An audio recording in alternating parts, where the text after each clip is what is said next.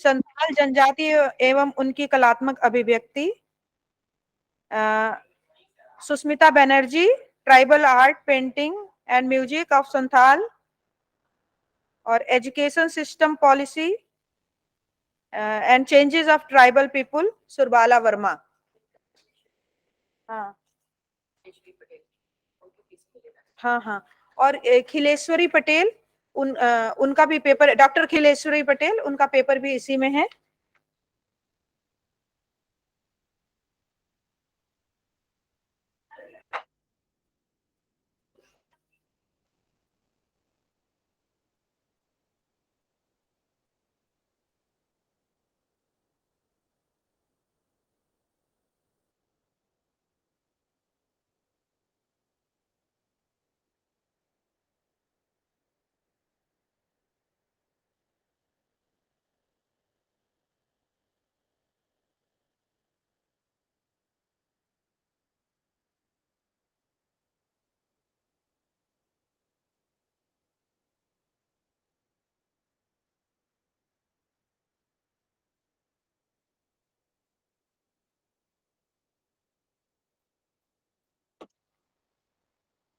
नमस्कार।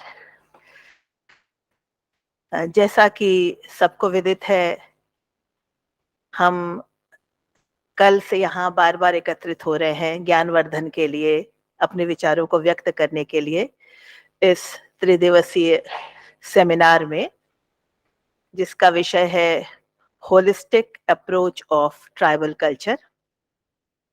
कल से हमने बहुत सारे एनलाइटनिंग लेक्चर्स सुने, अपनी जानकारी बढ़ाई। हम सब यहाँ रहने वाले बहुत कुछ नहीं जानते ट्राइबल कल्चर के बारे में, ट्राइब्स के बारे में, पर जब सुनो, लोगों के विचारों को जब हमने सुना, तो कभी कभी लगता है सचमुच पिछड़े हम हैं या पिछड़े वो हैं। इस प्रसंग में मुझे एक टीवी कार्यक्रम मुझे याद है, डिस्कवरी पर आता था, जिसमें स्विच ओवर्स होते थे।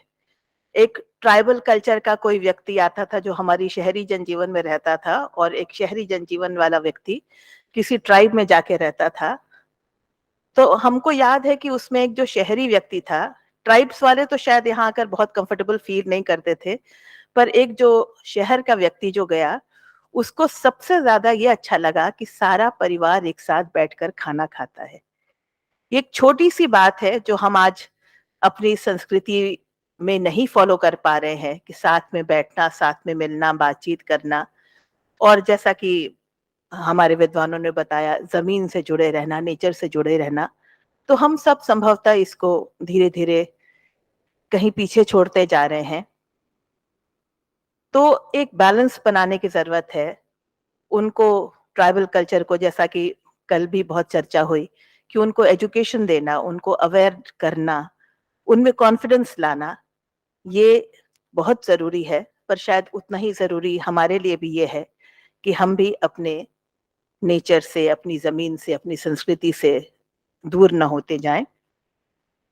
आज के इस सत्र में हमारे साथ अध्यक्षता के लिए प्रोफेसर लेलिना भट्ट बैठी हैं, मैं स्वागत करती हूँ उनका। और इस सत्र में मेरे पास 4 पेपर्स प्रेजेंट होंगे, ऐसा लिखित है। संभवतः एक पेपर कोई ऐड होगा। संस्कृति हमारी बहुत महत्वपूर्ण एक अंग है, और जो पेपर्स अभी प्रस्तुत होने जा रहे हैं वो आर्ट एंड कल्चर पर ज्यादा हैं। हम संगीत से जुड़े और पेंटिंग से जुड़े और कुछ एजुकेशन सिस्टम से भी जुड़ा एक पेपर है। नृत्य से, संगीत में नृत्य को हमने जोड़ लिया गीतम वाद्यम तथा नृत्यम त्रयम संगीतम उच्यते, ये सोचते हुए मैंने संगीत कहा। तो पहला पेपर जो है उसको प्रस्तुत करने के लिए मैं जुगनू परवीन जी को यहाँ आमंत्रित करती हूँ। इनका पेपर है सदानी लोक नृत्य झारखंड के विशेष संदर्भ में। जुगनू जी से मैं आग्रह करती हूँ कि वे यहाँ पर आए।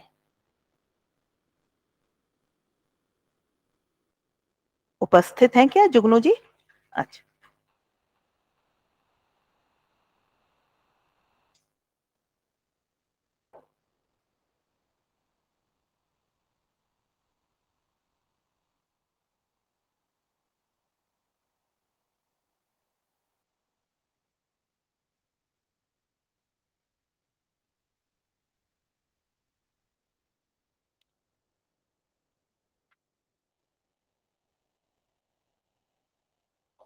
मंच पर बैठे गुरुजनों को मेरा प्रणाम और यहाँ उपस्थित सभी शिक्षक गणों को मेरा प्रणाम और सभी शोधार्थियों को सुप्रभात।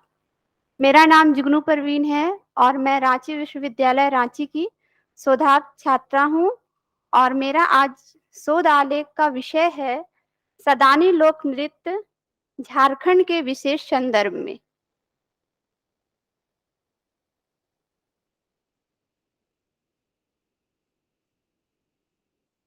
झारखंड में अनेक प्रकार की जातियां निवास करती हैं और जातियों के अनुसार भी लोक नृत्य होते हैं और झारखंड के भी लोक नृत्य है। यहाँ हम सदानी लोक नृत्य के बारे में प्रकाश डालेंगे और सदानी लोक नृत्य को भी जानने की आवश्यकता है कि सदानी लोक नृत्य कैसा होता है।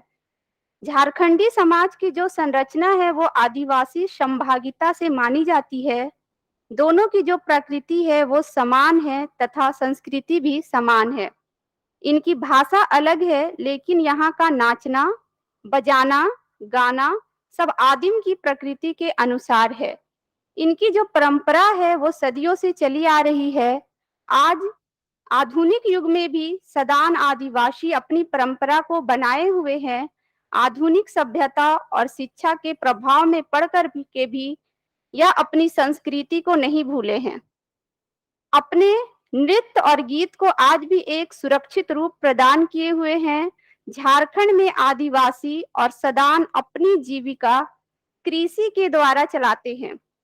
इनकी जीवन शैली कृषि पर आधारित है। ये दोनों ही एक दूसरे के पूरक हैं। सदान और आदिवासी दोनों ही एक दूसरे के बिना अधूरी है। अनेक तरह की जो समाज में उपयोगी वस्तुएं हैं उनको बनाने का भी कार्य करते हैं। तो दूसरा, दोनों एक दूसरे की सहायता भी करता है। एक अन्न देता है तो दूसरा वस्त्र देता है, एक जल देता है तो दूसरा फाल देता है। दोनों एक साथ साथ कार्य करते हैं। ठीक उसी प्रकार नृत्य गीत का भी सबसे बड़ा सहयोगी वादन उपकरण है। इनको बनाने वाले भी सदान ही हैं। जैसे मान लिया जाए कि झारखंड में मांदर बहुत लोकप्रिय है और मांदर के बिना ना कोई संगीत ना कोई नृत्य हो सकता है। झारखंड का जो नृत्य और संगीत है वो मांदर के बिना अधूरा है। मांदर ही यहाँ के नृत्य की जान है। जब इसका निर्माण होता है तो पहला निर्माता कुम्हार होता है, फिर इसके बाद मोची होता है, फिर तीसरा निर्माता रंगरेज होता है जो उसे सुंदर रंग देता है। मांदर को जो अंतिम रूप देते हैं वो गुड़ाई महली होते हैं। तब जाकर मांदर अखरा की शान बनता है। जब मांदर बजता है तो ये लोगों को दीवाना बना देता है। जिस प्रकार बीन बजती है, नाग बीन की आवाज सुनकर खींचा चला आता है, ठीक उसी प्रकार मांदर की गूंज सुनकर के लोग खींचे चले आते हैं। अलग अलग रूप और आकार के सदान और आदिवासी के मांदर होते हैं जिसे अखड़ा में लाते हैं और नृत्य और संगीत के आधार पर सबको दीवाना बना देते हैं। सभी सदान समुदाय के जो लोग हैं सिर्फ नृत्य ही सामूहिक नहीं करते बल्कि सामाजिक जीवन के हर पहलू पर साथ साथ रहते हैं। ये सामूहिक खान पान भी करते हैं। इनके सामूहिक खान पान को मदैची भोज कहते हैं। इनका सामूहिक संबंध जो होता है वो नृत्य में भी पूरी तरह से दिखाई देता है। जैसे गाना बजाना, नाचना, ये सब सामूहिक ही करते हैं। इनके गाने बजाने की प्रस्तुति इतनी अच्छी है कि सबों को मोहक कर देती है। दोनों के गीत एक दूसरे में इतना प्रभावित हो गए हैं, उसे बाहर निकालने के बारे में सोचा भी नहीं जा सकता है। सदानी समूह के जो नाच, गान, लय, ताल जो होते हैं उसमें आदिवासी का प्रभाव पड़ता है और आदिवासी के गायन, वादन, नर्तन में सदानी का प्रभाव दिखता है। आदिवासी की छाप सदानी के माठा, जतरा आदि में भी दिखाई देती है। जो जनजातियों के नाच गाने में सदानी ही दिखाई पड़ती है। सदानी के बहुत सारे नृत्य हैं जो इस प्रकार हैं, जैसे कि पाइका नृत्य। पाइका नृत्य किसी विशेष अवसर पर उत्सव मनाने के लिए किया जाता है। पाइका नृत्य मूलतः युद्ध नृत्य माना जाता है। पाइका नृत्य पुरुषों के द्वारा किया जाता है, जिसमें 5, 7, 9 के जोड़े मिलकर इस नृत्य को करते हैं। दूसरा नृत्य है फगुआ नृत्य।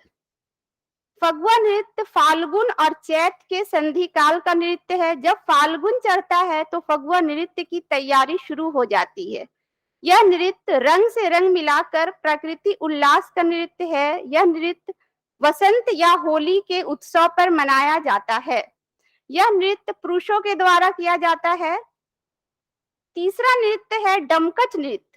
डमकच नृत्य स्त्री प्रधान नृत्य है। यह कोमल प्रकृति का नृत्य है जो सबसे लोकप्रिय भी माना जाता है। यह नृत्य लचकदार होते हैं। इसमें गीत, राग, सरस, मधुर होते हैं जो वाद्य के ताल से नृत्य में उत्तेजना भर देते हैं। इस नृत्य में महिलाएं कतार में लगकर हाथ में हाथ जोड़ करके नृत्य करती हैं। यह नृत्य अधिकतर घर के आंगन में किया जाता है। डेढ़धर नृत्य। इस नृत्य में मर्दाना झूमर होता है। यह पुरुष प्रधान नृत्य है। इस नृत्य में पुरुष एक दूसरे की कमर पकड़कर नृत्य करते हैं। इस नृत्य का भी अपना एक महत्व है। इस नृत्य में लय, लोच, ताल, राग के साथ पुरुष नृत्य करते हैं। डढ़िया नृत्य। इस नृत्य को महिला और पुरुष दोनों करते हैं। यह नृत्य खड़ा नृत्य है और खड़े खड़े नृत्य किया जाता है। लुझरी नृत्य। यह नृत्य कभी स्त्री पुरुष दोनों करते हैं। यह नृत्य भी झूमर से संबंधित होता है। इस नृत्य में लुझकने की शैली आकर्षक एवं लोचदार होती है। रसकिरा नृत्य।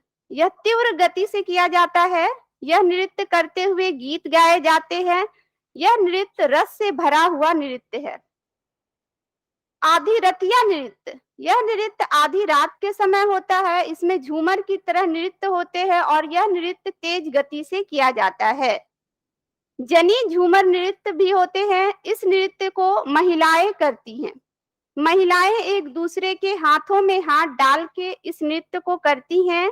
गाने बजाने के साथ साथ ही महिलाएं साथ साथ चलती हैं, जो नृत्य की शुरुआत गीत से करती हैं। इस नृत्य में वृत्ताकार आकार में महिलाएं जुड़ करके इस नृत्य को करती हैं। मटकोड़न तथा पाइन काटम नृत्य। ये नृत्य शादी विवाह के समय किए जाते हैं। जब विवाह होने वाला रहता है तब एक नेक का नियम किया जाता है, तो यह नृत्य उसी समय होता है। विवाह से पहले इसमें दो दो महिलाएं घूम घूम कर, उछल कर एक लय और क्रम में इस नृत्य को करती हैं, जो काफी मोहित कर देते हैं लोगों को। मैदानी झूमर नृत्य। यह नृत्य वीरों का नृत्य है। इस नृत्य को पुरुष करते हैं। यह नृत्य कर्मा के खत्म होने के बाद से लेकर रथ यात्रा तक चलता है। यह नृत्य संगीत का काल मर्दानी झूमर के नाम से जाना जाता है। माठा नृत्य। माठा नृत्य आदिवासी तथा सदानों का प्रचलित नृत्य है। यह नृत्य में महिलाएं नहीं रहती, क्योंकि यह नृत्य पुरुषों का नृत्य है। उरांव के अखड़ा में माठा नृत्य में स्त्री पुरुष दोनों सामूहिक रूप से नृत्य करते हैं, किंतु सदानों में यह नृत्य सिर्फ पुरुषों के द्वारा किया जाता है। इसमें प्रायः सभी बाजे बजाए जाते हैं। इस नृत्य में गीत भी गाए जाते हैं। इस तरह से हम देखते हैं कि झारखंडी समाज की जो संरचना है वो आदिवासी सदान से ही हुई है। यहाँ लोक नृत्य काफी महत्वपूर्ण स्थान रखता है, क्योंकि झारखंड की पहचान ही नृत्य, गीत और मांदरों से होती है। सदानी लोक नृत्य के अंतर्गत बहुत सारे नृत्य आते हैं, किंतु मैंने यहाँ पे कुछ नृत्यों के बारे में ही बतलाया है। यहाँ के हर नृत्य अपने अपने स्तर पर लोगों का मन मोह लेते हैं। इसमें आदिवासी और सदानी की प्रकृति और संस्कृति समान ही है। आज आवश्यकता है इन सब लोक नृत्य को और अधिक देश विदेश तक पहुंचाने की।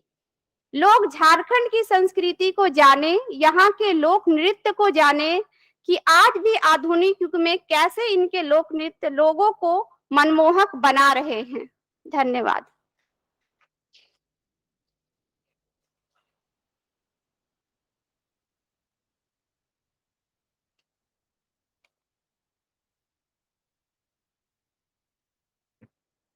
धन्यवाद जुगनू परवीन जी।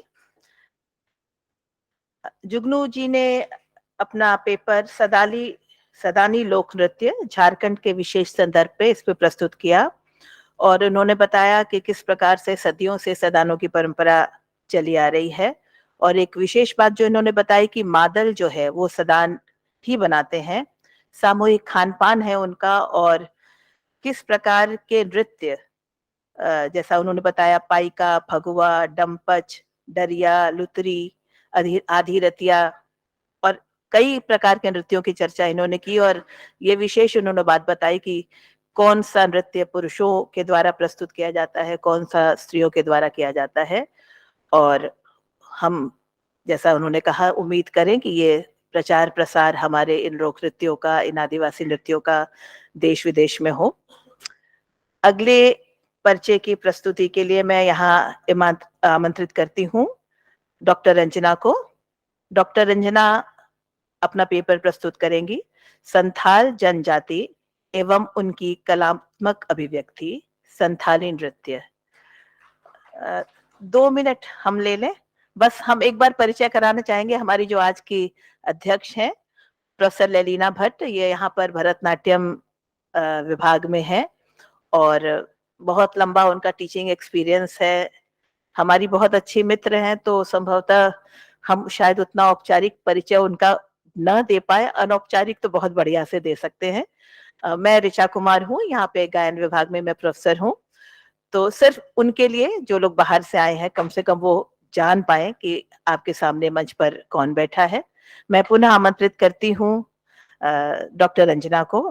क्षमा चाहूंगी रंजना जी, एक बार लगा कि कम से कम लोग जान जाए कौन सामने बैठा है, इसके लिए आपको हमने तकलीफ दी। कृपया आए और अपना पेपर प्रस्तुत करें।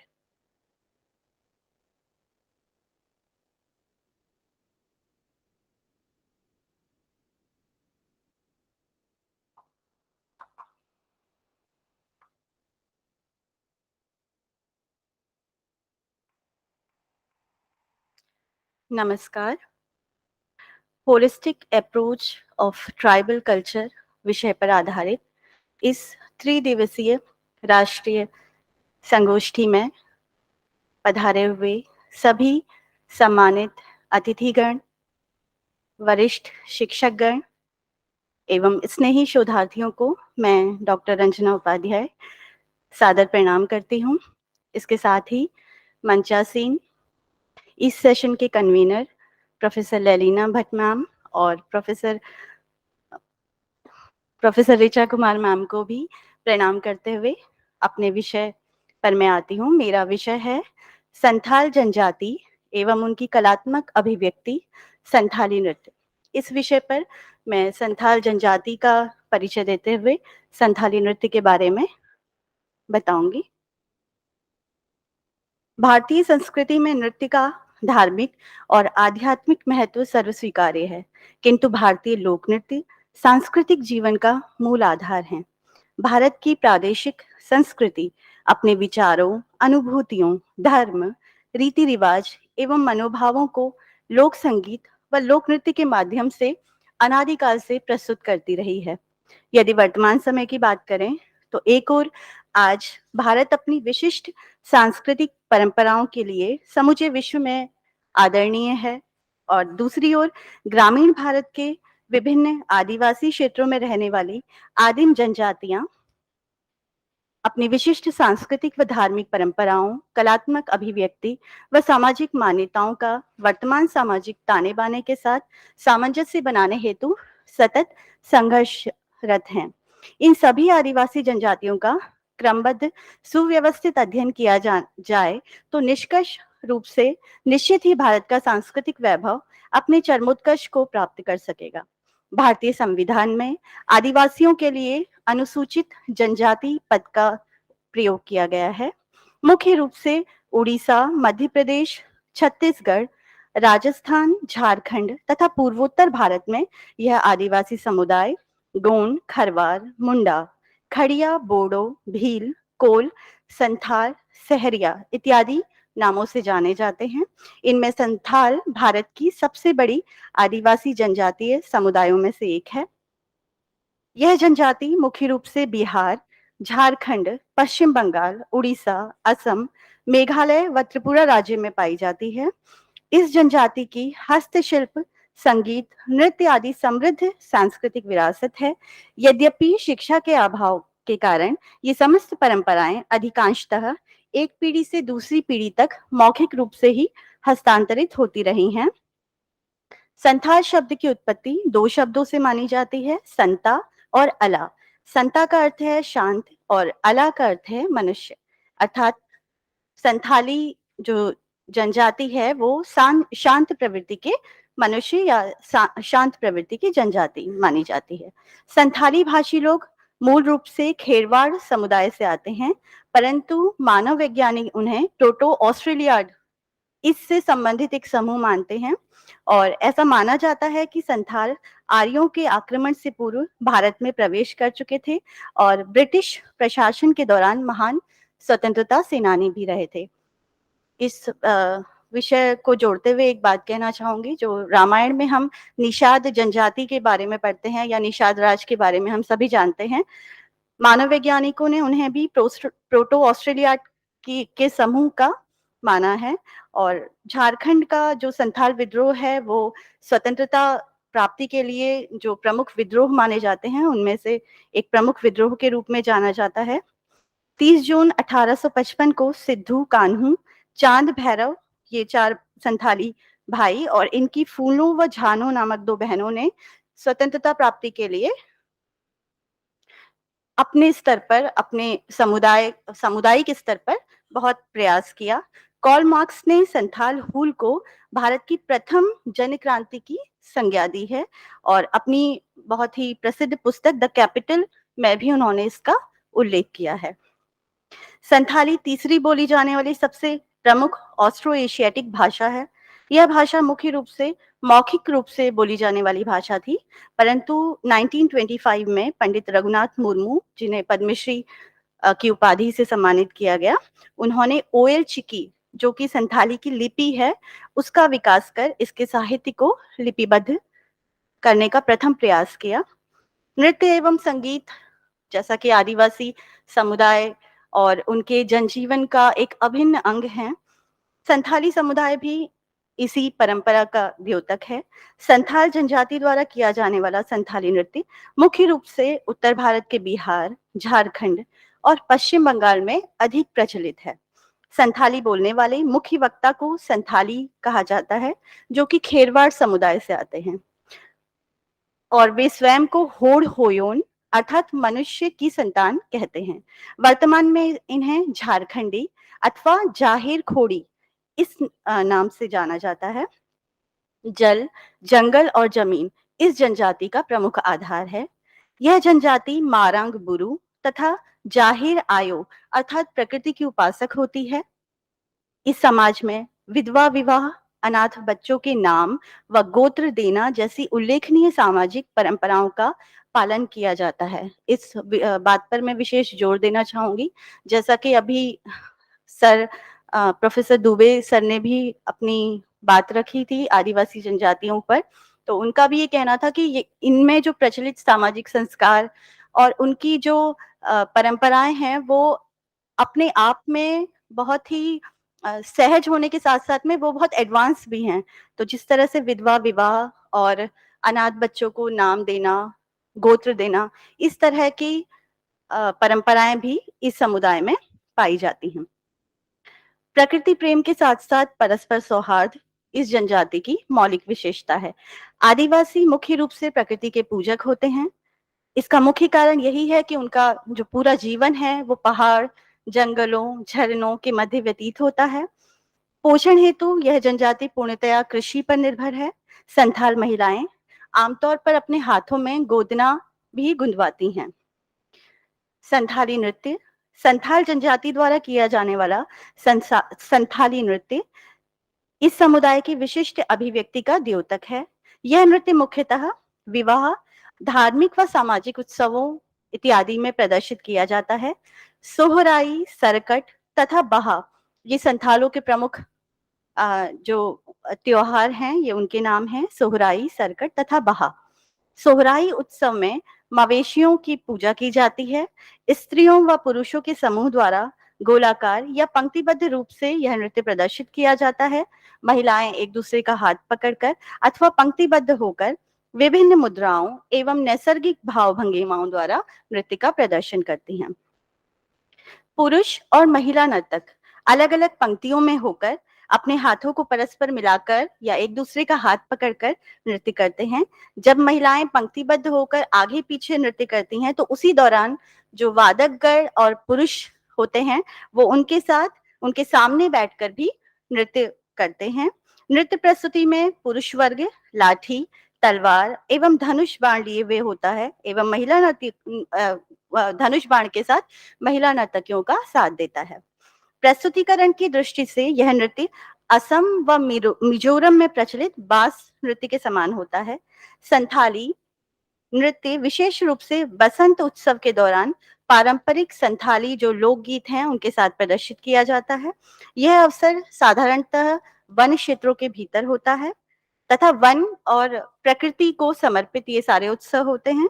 इसके अतिरिक्त अतिथियों का स्वागत स्वरूप भी इन नृत्यों का प्रदर्शन किया जाता है। संथाली नृत्य में जो वाद्य यंत्र होते हैं वो वहाँ के जो लोकल कम्युनिटी द्वारा बनाए गए वाद्य यंत्र होते हैं और जो संथाली समुदाय होता है वो वाद्य यंत्र निर्माण कला में भी बहुत ही कुशल होता है। उनके द्वारा बनाए गए वाद्य यंत्रों की टोनल क्वालिटी और उसमें जो वो मटेरियल यूज करते हैं वो बहुत ही उच्च कोटि का होता है। अन्य लोक नृत्यों की भांति संथाली नृत्य भी पारंपरिक लोकवाद्यों का प्रयोग होता है संगत हेतु। इन वाद्य यंत्रों में तीरियों, जिसको बांसुरी हम या बांसुरी के नाम से जानते हैं, तीरियों, मादल, झांझ, तमक, ढोल को तमक कहा जाता है, इंसा, करताल, चाय बॉल, लागरा, कामक, बनम, ये तंतु वाद्य है। इन वाद्य यंत्रों का प्रयोग नृत्य में संगति हेतु किया जाता है। और संथाली नृत्य में प्रयुक्त जो वेशभूषा है आदिवासी नृत्य होने के कारण इस समुदाय द्वारा पहनी जाने वाली जो पारंपरिक वेशभूषा है वो इसका प्रमुख आकर्षण भी है। संथाली पुरुष व स्त्रियां क्रमशः फोटा और पंछी नामक परिधान धारण करते हैं, जिसमें पुरुषों द्वारा धारण किया जाने वाला परिधान जो है वो फोटा नाम से जाना जाता है और स्त्रियां पंछी परिधान धारण करती हैं। पुरुष नर्तक धोती व पगड़ी पहनते हैं और अपने शरीर को पेड़ की पत्तियों, फूलों व शाखाओं से ढकते हैं। महिला नर्तकियां आमतौर पर सफेद अथवा पीले रंग की साड़ी पहनती हैं जिसमें लाल रंग का चौड़ा बॉर्डर होता है। यह साड़ी एड़ी से 3 या 4 इंच की दूरी पर पहनी जाती है। ऊंची साड़ी पहनी जाती है मुख्य रूप से। आभूषणों में महिलाएं जो पारंपरिक उनके हस्त निर्मित आभूषण होते हैं उन्हें धारण करती हैं और इस कला में भी जो संथाली समुदाय है वो बहुत ही एक तरह से कहेंगे कि बहुत ही कुशल है। सर के जूड़े में जो लगाने वाली जो पिन होती है उसमें मछली की कलात्मक हाथ से बनाई गई आकृति होती है और आभूषण चांदी के होते हैं जिसको सुलक कहा जाता है। कर्णफूल को पगरा, नाक में फूली, कोहनी पर फुदना, गले में हंसा माला और पुईसा माला, ये वहाँ के जो लोक आभूषण हैं उनके नाम हैं। हाथों में चांदी के कड़े जिनको बाला सकम कहते हैं, चांदी की कमरपेटी जिसको हरहरा अथवा डंडा, झिंझरी, अंगुली में मुड़म, पैरों की पायल खागा नाम से, बिछिया उसको बली नाम से पहनती हैं। नर्तकियों द्वारा सिर पर पगड़ी व छोटे छोटे तीरियों, बांसुरी और लोटे रखने का भी रिवाज है जिसको प्रॉप्स के रूप में वो धारण करती हैं नृत्य के दौरान। आदिवासी लोक जीवन सुसंगठित एवं राग द्वेष रहित होने के कारण इनकी जो सांगीतिक एवं नृत्य परंपराएं हैं वो उनमें भी हम देख सकते हैं जो प्रकृति जन्य कलात्मक अभिव्यक्ति होता है, व्यक्ति होती हैं, उनका दिग्दर्शन स्वतः ही हो जाता है। ये परंपराएं अधिक रचनात्मक होती हैं, सृजनशील होती हैं और ये कहना अनुचित नहीं होगा कि आज के आधुनिक परिवेश में भी इनका जो नैसर्गिक सौंदर्य है वो बना हुआ है। अगर मूल रूप से उस स्थान विशेष में जाकर इन प्रस्तुतियों को देखा जाए तो ये अपने जो मूल स्वरूप हैं उसी में इनका प्रदर्शन करती हैं। यद्यपि आदिवासी जनजाति साहित्य एवं सांस्कृतिक परंपराओं के संबंध में उपलब्ध जो हमारे पास सामग्री है या इन लोक नृत्यों से संबंधित शोधपरक सामग्री है वो बहुत अधिक नहीं प्राप्त होती है, लेकिन इसके साथ ही वर्तमान समय में संस्कृति मंत्रालय भारत सरकार एवं उसकी घटक इकाइयों द्वारा जितनी भी संस्थाएं हैं वो इस दिशा में उल्लेखनीय कार्य कर रही हैं। लोक नृत्य और लोक नाट्यों को जो हमारा आधुनिक मंच है उस पर लाने की दिशा में इनके द्वारा किए गए प्रयास बहुत ही प्रशंसनीय हैं, और जो कि वास्तव में बहुत ही अच्छे सद प्रयास जिन्हें कहा जाएगा, क्योंकि सही अर्थों में यही लोक जीवन एवं संस्कृति हमारे सामाजिक और सांस्कृतिक गौरव तथा हमारे अतीत का दर्पण है। धन्यवाद।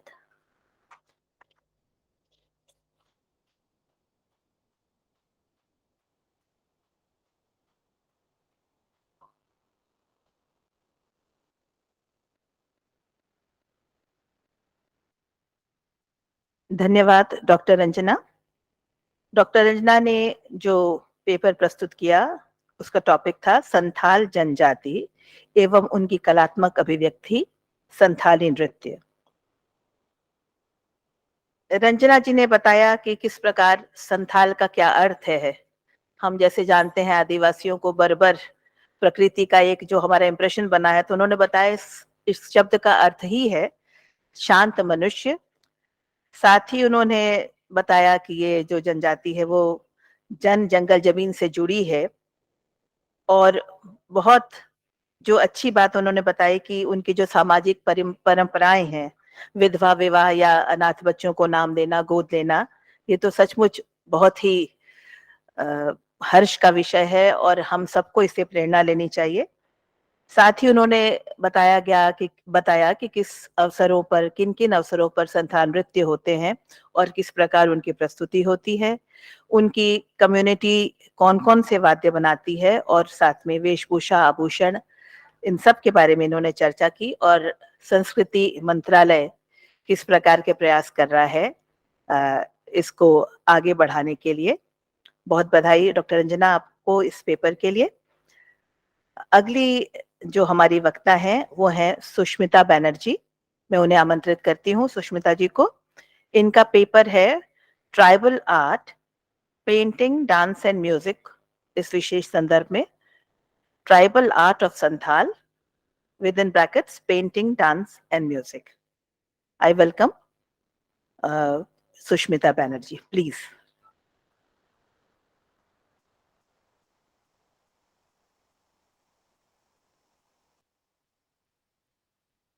I am Sushmita Banerjee, research scholar in the Department of Philosophy and Religion. My paper is Tribal Art, Painting, Dance and Music of Santhal, West Bengal. India is a unity of diversity of culture that is most important feature of Indian society. Tribal culture is one of them, which show the unique identity of the tribal population in the nation.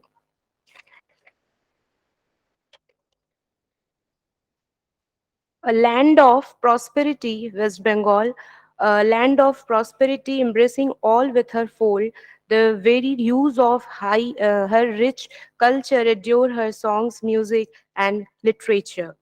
As a traditional art form, folk dances of Bengal have gained immense popularity and recognition over the years. The dance contain themes and range from the ritualistic to the satirical, from the allegorical to the social. They involve prayers, offering celebrations and odes usually performed during festive seasons or to make a happy occasion. These dances ingrained in folk culture reflect local faith, tradition, and custom. The dances encompass a broad spectrum, including invocation of the rain gods for a healthy harvest and depicting mythological events. In fact, certain religions festivals find their very evocation through songs and dances that characterize devotion, prayer, and worship. The dance forms that have evolved from the marital art depict events from the great Indian epics, the Ramayana and the Mahabharata. These dances are performed round the years on various occasions at fairs and festivals and religious, cementing their integral position in the cultural traditions of Bengal. The Santals is considered as one of the most progressive tribes of India. Urbanization, industrialization, and frequent interactions with the Hindu caste have changed their lifestyle to a great extent. The Santals have natural talents in art and crafts, which is reflected in their beautiful wall paintings, housing, architecture, and woodworks. Their doors are bejeweled with colorful drawings. Inside walls are also decorated with beautiful drawings by the Santhal women. Dancing is one activity which is in their blood. It forms an important part of the Santhals fairs and festivals. Apart from dance, Santhals have fun, enjoy, and also play great music using tribal bamboo flute with the seven holes, and open chest korom, a short neck hotog, and head boho. Fet banam, a fretless string instrument which with three or four strings, tumdak and tamak, junko and singa. Dordo banam, which consists of belly called lay covered with an animal skin on which rests the bridge. Nowadays, many of the Santhal youths are moving towards town and urban areas for education and in search of jobs. Occupational mobility has also brought a drastic change in their living pattern.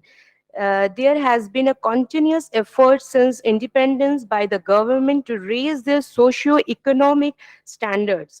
For their social and economic upliftment, government has launched a number of development programs which have brought a drastic change in their way of life by improving their status of education, economy, communication, health and sanitation, etc. The word Santhal is derived from two words, Santa meaning calm and peaceful, and Ala meaning man. In the part, the Santhals were leading a nomadic life. Gradually, they came to settle down in the Chota Nagpur plateau.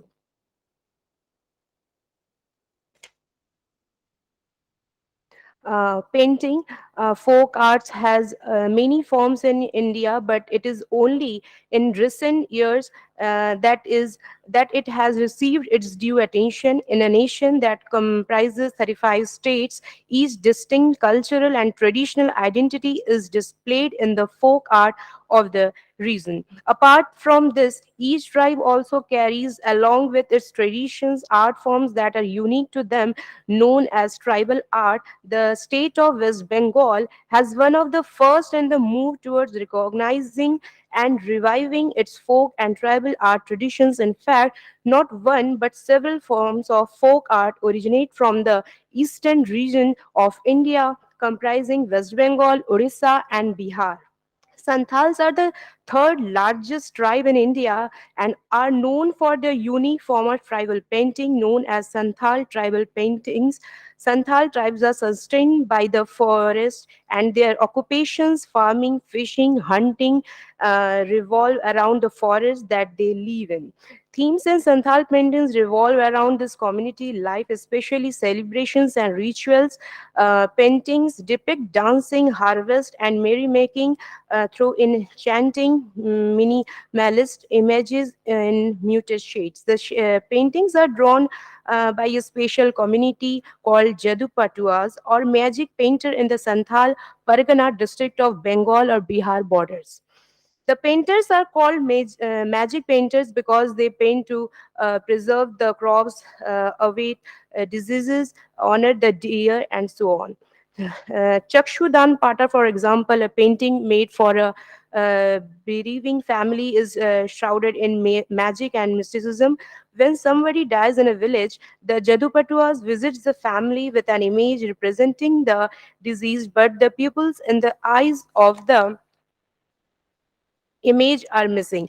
After the family makes a gift offering or dan to Jadupatua, he then perform the chakshudan or bestowal of sight by painting the iris in the black eyes of the portrait in order to free the dead person's soul and send it to heaven.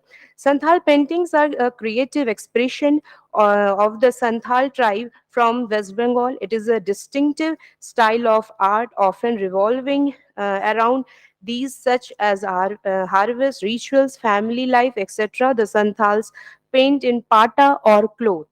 They take the paintings from village to village, not to sell their paintings but to get money in form of donation by singing song based on the stories. Santhals earlier used natural colors which were prepared to from various leaves and flowers, but now they gave started painting with synthetic paints on paper in small and medium sized scrolls created by stitching two sheets of paper together. Though we tend to loosely refer these paintings as Santhal social group painting or people painting of geographical area, their designs vary in type and application of color from region to region. Bakura, Mednapur, or Kalighat have very different styles. Even the themes distinctly differ.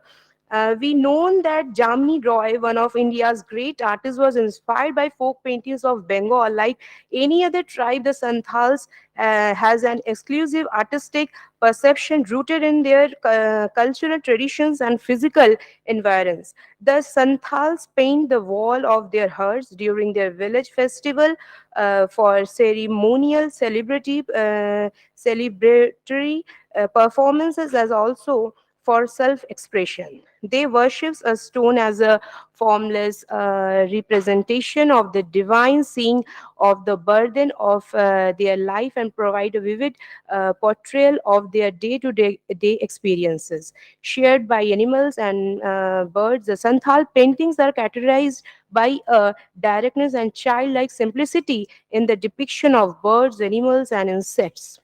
The figures are static, frequently multicolored, artistic rather than realistic projections. The color scheme holds no logic. A bird or a fish appear in many colors. Shantiniketan, a center of excellence for Indian art, is associated with the iconic figure of Rabindranath Tagore. Worldwide, the art of the Santhals gained prominence during his days. Tagore got interested in the Santhals living in a hamlet close to Shantiniketan and began to promote their art when he came across Nandalal Basu and appointed him as art teacher in Kalabhavan. From this context arose an interest in folk arts and traditional crafts in Shantiniketan and Sriniketan. Soon an artist colony was established in 1930 near Shantiniketan with Ramkinkar Baj, the Santhal painter and ring sculptor, as one of its founding members. Today, those who visit Shantiniketan come back with Ramkinkar individually etched in their memories. Forms of arts change from age to age according to changing outlook, circumstances, methods, and techniques, but folk art is brought into form in fidelity to natural and biological laws. Operating within geographical parameters.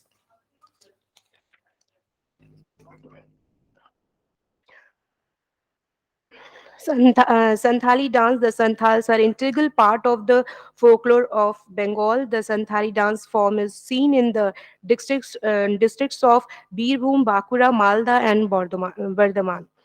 Santhali music, the Santhals are born dancers and singers. Their songs and music are joyous and depict the festive spirit that prevails whenever there is an occasion for people to get together.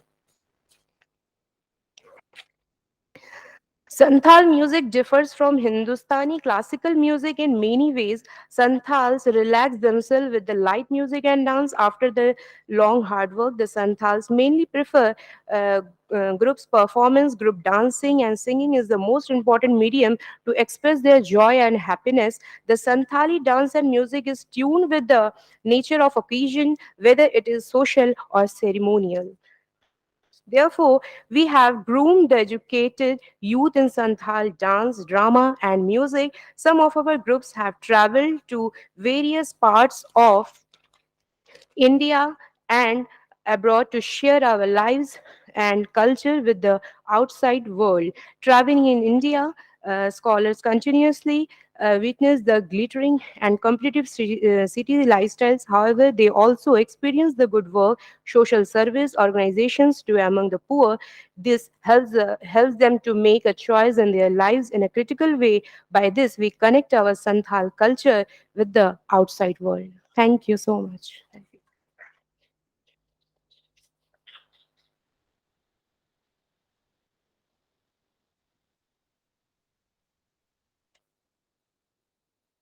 This was Sushmita Banerjee presenting her paper on tribal art, painting, dance and music of Santal.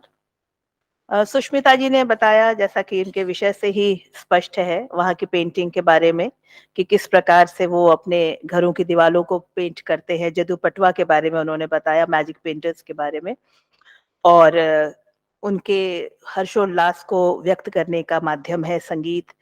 उनके instruments के बारे में मैं उन्हें बधाई देती हूँ इतने सुंदर प्रपत्र के लिए।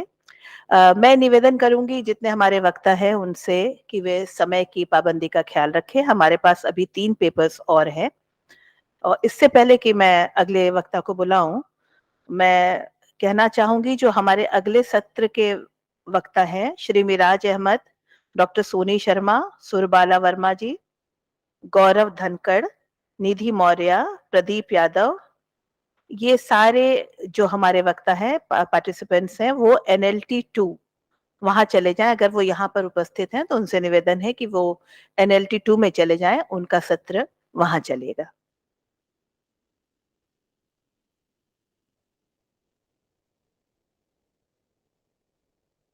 हमारी सरिता जी, 1 सेकेंड आपकी मदद चाहिए। ये सुरबाला जी का नाम आपने अगले सत्र के लिए भी हमें दिया और इसमें भी है। ये मैम एक ही वाला, जितने ज्यादा बच्चों का तो ये इसको मानिए, यही तो है सुरबाला वर्मा। तो ये तो नहीं है ना यहाँ पर। अगली वक्ता कौन है हमारी आज की? तो अभी इसमें जो आएंगे, हाँ, ये सुष्मिता बने। सुरबाला वर्मा जी का तो आपने वहां बोला 2 से 4 वाले सत्र में। अच्छा, तो खिलेश्वरी पटेल का कहाँ लिखा था? इसमें तो है ही नहीं। खिलेश्वरी पटेल जी यहाँ उपस्थित है क्या? मैं उनसे आग्रह करती हूँ वे यहाँ पर आए और अपना पेपर प्रेजेंट करें। इनका टॉपिक है छत्तीसगढ़ के उन्नव जाति का पारंपरिक लोक नृत्य सरहुल। मैं आमंत्रित करती हूँ डॉक्टर खिलेश्वरी पटेल को उनके पेपर प्रेजेंटेशन के लिए। एक बार मैम ये वाला अनाउंस कर दीजिए कि ये लोग चले जाएं। बता दिया, कर दिया तुरंत के। हाँ, इसके बाद holistic approach of tribal culture, doctor Shravan Kumar Singh, उनका पर्चा रहेगा। अभी मैं आमंत्रित करती हूँ डॉक्टर खिलेश्वरी पटेल को।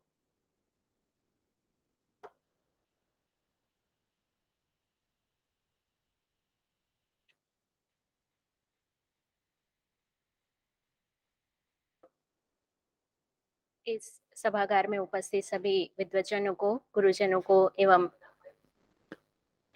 शोधार्थियों को मेरा प्रणाम।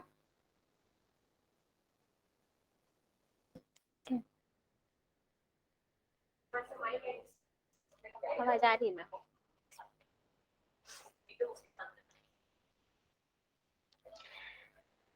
इस त्रिदिवसीय राष्ट्रीय संगोष्ठी के इस सत्र की अध्यक्षा प्रोफेसर ललिना भट्ट एवं इस सत्र की संयोजक प्रोफेसर ऋचा कुमार जी को मैं प्रणाम करते हुए अपना शोध पत्र प्रस्तुत करना चाह रही हूँ।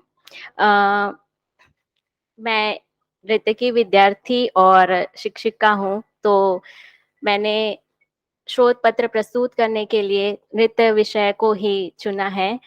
और आज यहाँ मेरे पिता डॉक्टर भरत पटेल जी भी उपस्थित हैं, तो मुझे अपना शोध पत्र प्रस्तुत करने से अधिक भय महसूस हो रहा है, क्योंकि उनका विषय लोक संगीत है और चूँकि मेरा विषय भरतनाट्यम है और लोक संगीत से मेरा घर में माहौल होने की वजह से ही एक तरह से जुड़ाव है, बट बहुत इसमें कमांड नहीं है, इसमें उतनी पकड़ नहीं है। तो आप सभी की आज्ञा से बहुत ही संक्षिप्त रूप में अपना शोध पत्र प्रस्तुत करूंगी। मेरा विषय है छत्तीसगढ़ के उरांव जाति का पारंपरिक लोक नृत्य सरहुल। छत्तीसगढ़ में बहुत सारी जनजातियां हैं और उन्हीं में से एक जनजाति है उरांव जनजाति।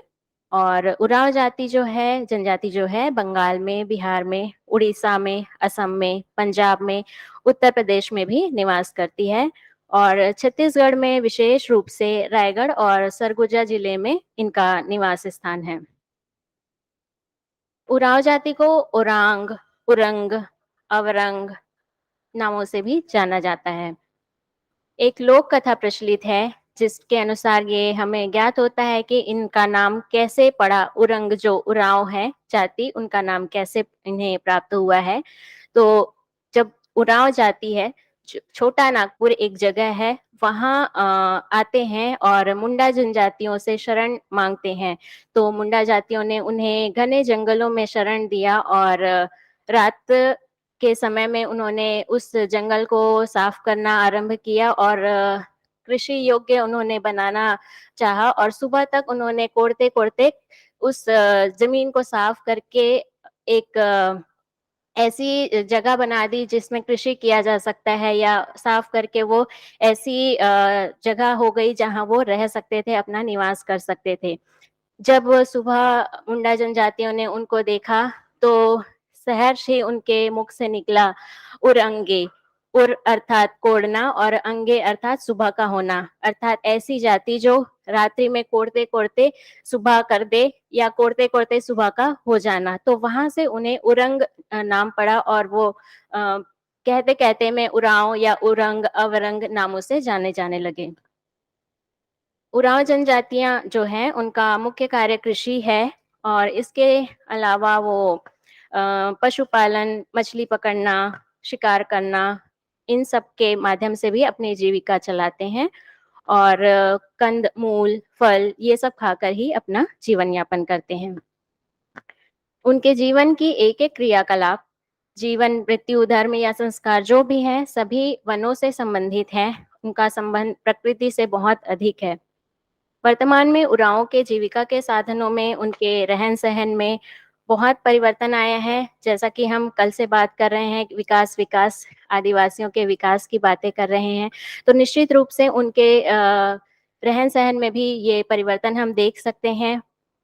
कुछ लोग उनमें से शिक्षा की ओर अग्रसर हुए हैं, प्रशासनिक क्षेत्रों में वो आगे आए हैं और शिक्षित होकर नौकरी के पेशे में भी वो आने लगे हैं। सरकार द्वारा उन्हें कई सुविधाएँ प्रदान की जा रही है और उसका लाभ हम देख भी पा रहे हैं और कुछ जो ऐसे विद्यार्थी जो बहुत पिछड़े वर्ग से हैं, बहुत अच्छे-अच्छे जगहों पर वो कार्यान्वित हैं और अच्छे पोस्ट पे आज के डेट में हम देख सकते हैं कि आदिवासी होने के बावजूद वो हमारी बराबरी कर रहे हैं, या हम कह सकते हैं कि उस वर्ग को वो एक लीडर की तरह सामने लेके आ रहे हैं।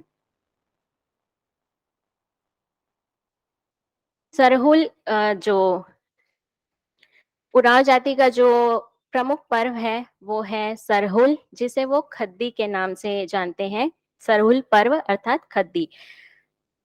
सरहुल का आशय फूल से है, इसे फूलों का पर्व, खद्दी के अलावा फूलों का पर्व भी कहा जाता है। सरहुल नृत्य का जो संबंध है वो साल वृक्ष से है।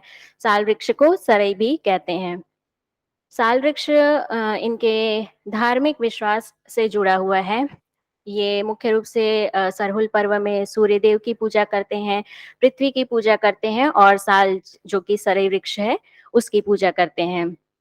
ऐसा वो मानते हैं कि भगवान तो अदृश्य होते हैं, लेकिन प्रत्यक्ष रूप से उन्हें अनुभव करने के लिए और उनकी पूजा करने के लिए वो प्रकृति की पूजा करते हैं, जिसमें साल वृक्ष को उन्होंने चुना है क्योंकि ऐसा उनका मानना है, साल जो वृक्ष है उनके हर एक भाग को उपयोगी माना जाता है, उसके फूल हैं, फल हैं, उनकी जड़ें हैं, तना है, छाल है, हर एक चीज़ उसकी उपयोगी होती है, इसलिए वृक्षों में सर्वश्रेष्ठ साल को मानकर उन्होंने साल वृक्ष की पूजा की है।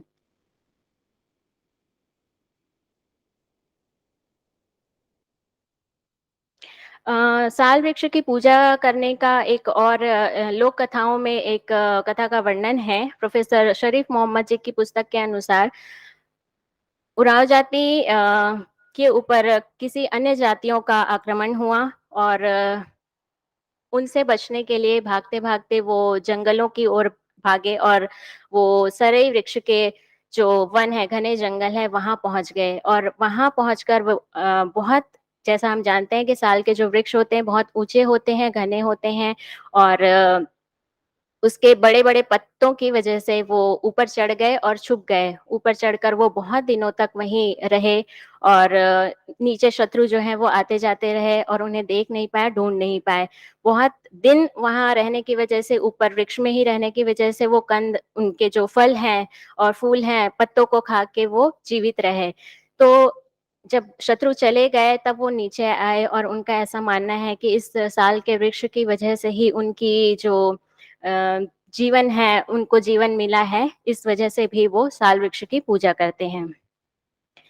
उरांव जनजाति का जो प्रमुख लोक नृत्य है, वो है सरहुल, जो कि सरहुल पर्व अर्थात खद्दी में किया जाता है और ये सबसे प्रमुख उनका पर्व माना जाता है और सरहुल उनका प्रमुख नृत्य माना जाता है। ऐसे तो बहुत सारे उनके पर्व हैं, जो करम, फग्गू, तुसगो, सेंद्रा, जतरा आदि पर्व हैं, लेकिन सरहुल उनका प्रमुख है। सरहुल पर्व में इन उरांव जनजातियों द्वारा पूरे विधि-विधान से पूजा किया जाता है। इसे सरना पूजा कहा जाता है। इस त्योहार में प्रत्येक घर के बुजुर्ग, पुरुष एवं महिला उपवास रखते हैं और दूसरे दिन पूजा करते हैं और अपने-अपने घरों में पूजा के पश्चात गाँव के सभी लोग चाला टोका, उस जगह का नाम है जहाँ पूजा का विशेष एक स्थान होता है, उस जगह को चाला टोका कहा जाता है। वहाँ वे अपने इष्ट देव की पूजा करते हैं। इस दिन वो पूजा स्थल पर बड़े कलश रखते हैं, जल भरकर सरई के फूल डाल, उसमें सरई जो साल के फूल होते हैं, वो डालकर पत्तों और फूलों से पूजा स्थल को सजाया जाता है और पवित्र जल छिड़क कर कुमकुम, हल्दी, चंदन आदि अपने प्राकृतिक रूप से वो पूजा करते हैं। लोक नृत्यों में और भी लोक नृत्य प्रचलित हैं, जैसे कि करमदेश बाड़ी, बिरिंझिया, लुचकी, ढेला पिसना, ऊपर छतिया, थपड़ी, ठड़िया, दलदली, पाटा, जदुरा। लेकिन सरहुल इनका जो नृत्य है, उसमें इन सभी नृत्यों में शीर्षस्थ स्थान सरहुल का ही है। ये दोनों ही स्त्री और पुरुष दोनों के द्वारा किया जाता है। सरहुल नृत्य में खरना का विशेष स्थान है। उस स्थान को खरना कहा जाता है जहाँ ये लोक नृत्य करते हैं। इस नृत्य में हाथों की जो क्रियाएँ होती है, वो चिड़ियों के जो पंख होते हैं, उन क्रियाओं के समान होती है। हाथों को हिलाकर, पंखों के समान हिलाकर नृत्य किया जाता है। कंधों में हाथ डालकर और कमर पे हाथ डालकर यह नृत्य प्रस्तुत किया जाता है। नर्तक वृत्त बनाकर पंक्तियों में भी नृत्य करते हैं और जो वादक होते हैं वह इनके मध्य में वादन का कार्य करते हैं।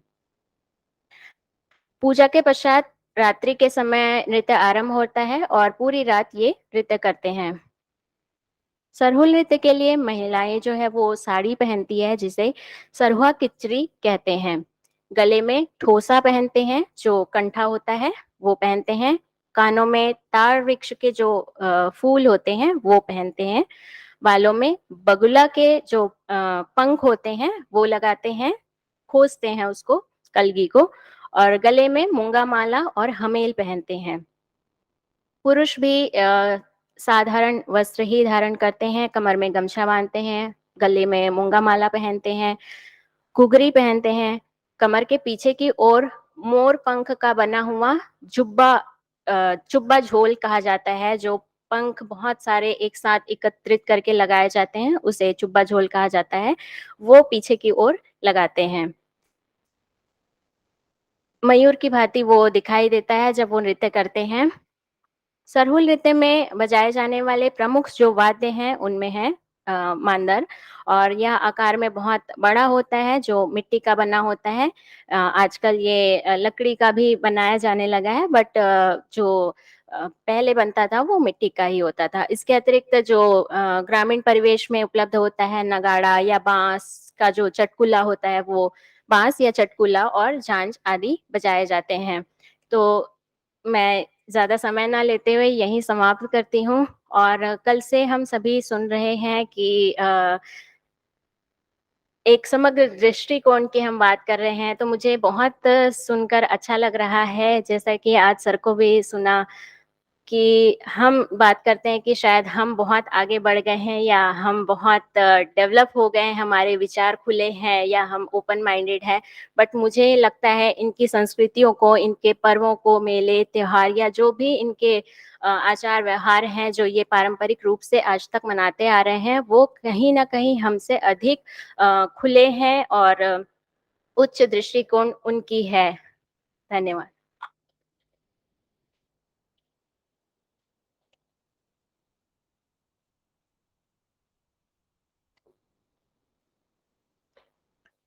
धन्यवाद डॉक्टर खिलेश्वरी पटेल। उन्होंने कहा कि उनके पिताजी हैं, उन्हें भय लग रहा है उनके सामने अपना पर्चा पढ़ने में, और हम सबको बहुत सौभाग्य लग रहा है अपना कि वो हमारे बीच में है। मैं बहुत उनका आभार प्रकट करती हूँ, स्वागत करती हूँ। हमारे बीच में प्रोफेसर भरत पटेल जी हैं, मैं प्रणाम करती हूँ उनको। समय थोड़ा कम है, बस बहुत अच्छा इन्होंने बताया। मैं क्षमा प्रार्थी हूँ, पहले हमने विषय गलत पढ़ दिया था। उरांव जाति की जगह हमने उन्नाव बोल दिया था, कृपया क्षमा करेंगे। इनका पेपर था छत्तीसगढ़ के उरांव जाति का पारंपरिक लोक नृत्य सरहुल, और इन्होंने कैसे नाम पड़ा उरांव जाति का, साल के वृक्ष की क्या उपयोगिता महत्ता है, सरहुल पूजा का विधि विधान कैसा है, और नृत्य में किस प्रकार की वेशभूषा, आभूषण, मुद्राएं कैसी हैं, वाद्य कौन से संगत में प्रयुक्त होते हैं, इसके विषय में बहुत सुंदर पर्चा पढ़ा। हमारे आज के जो अंतिम वक्ता हैं उनको मैं आमंत्रित करती हूँ, डॉक्टर श्रवण कुमार सिंह। इनका पेपर प्रेजेंटेशन है holistic approach of tribal culture, इस विषय पर। डॉक्टर श्रवण कुमार सिंह, मैं उन्हें आमंत्रित करती हूँ। क्या उपस्थित हैं श्रवण जी यहाँ पर?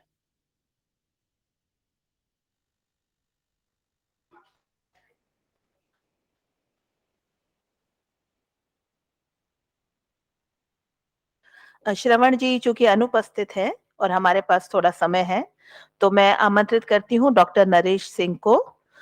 इनका जो पेपर प्रेजेंटेशन है उसका टॉपिक है धारणीय विकास और पर्यावरण संरक्षण के जनजातीय आयाम। डॉक्टर नरेश सिंह।